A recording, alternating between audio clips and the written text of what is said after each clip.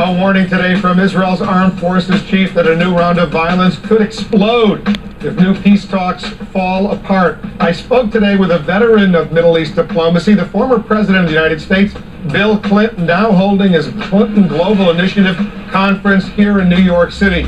We covered a wide range of topics, but first, listen to his take on whether the Israelis and the Palestinians are finally ready to give peace a chance. You have a session that you're hosting here during this current CGI on the Middle East.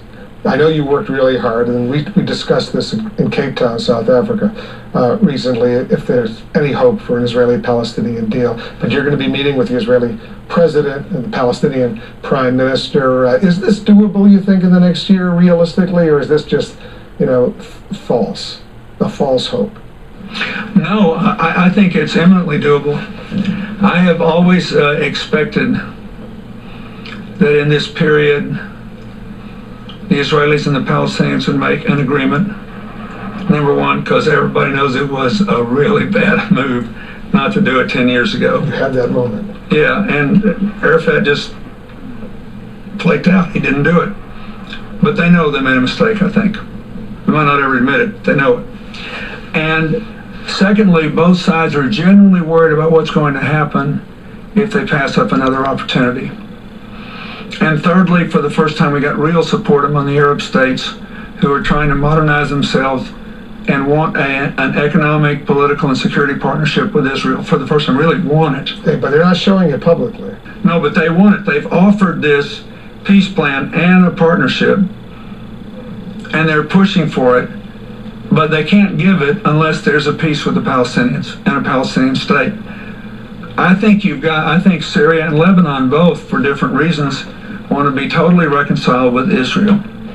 So I think this whole thing is slightly more likely than not to happen. Now, there's a lot of slips along the way, the enormous pressure to resume settlement building, but that's a really short-term deal. If they make a deal on the territory, how much of the West Bank the Palestinian state gets, what kind of land swap is there, then all the settlement difficulties will be resolved by the agreement. Have you seen these reports, speaking of settlements in Israel today, that if the Israelis would continue their freeze on West Bank settlements, if the U.S. released the convicted spy Jonathan Pollard, subject you dealt with at the Wye River plantation, if you recall? No, I haven't. In the 90s. But they really want him out of there.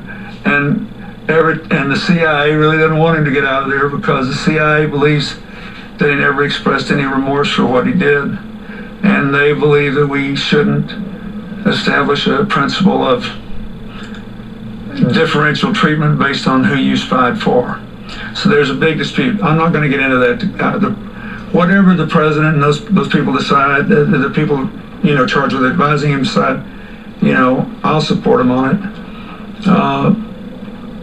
I'd like to talk about why we're going to have this session here. Just very briefly, because I think it's important that our fellow Americans understand this. The session on the Middle East. Yes, on the Middle East, and the citizens around the world who watch CNN.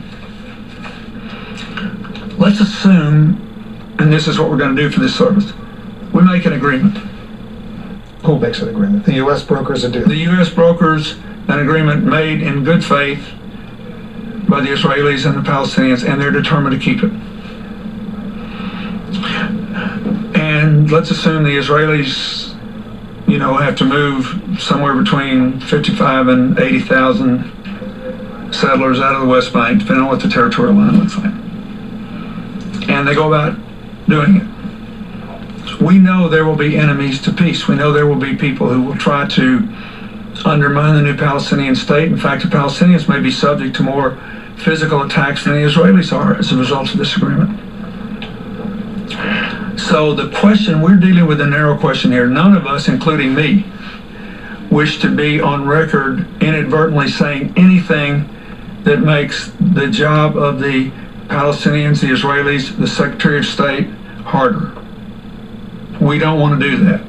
We're not negotiators. It doesn't count what we think about the settlements or anything else. What we are going to do is say, let's assume they make an agreement. What can our members do to help it take hold? The CGI. What can we do to help move Palestinians out of the camps? So you're already thinking post-agreement, Yeah. when most people don't even think there's going to be an agreement. But I do. I'll be surprised if they don't make it this time. They got, for one simple reason, or two reasons.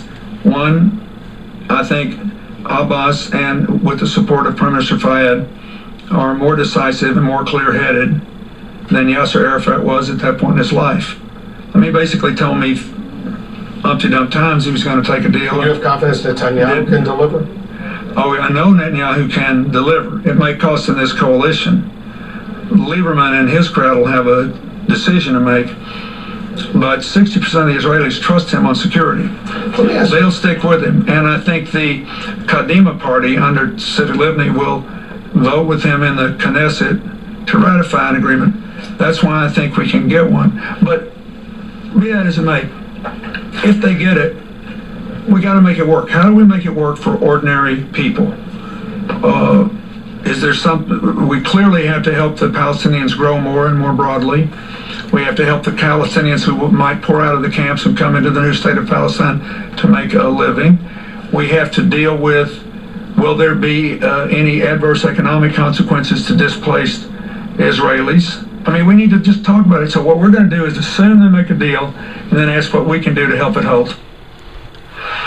Stand by for much more of my wide-ranging interview with the former President Bill Clinton. He shares his blunt advice for the president and for Democrats who may underestimate the influence of the Tea Party movement. Much more of the interview.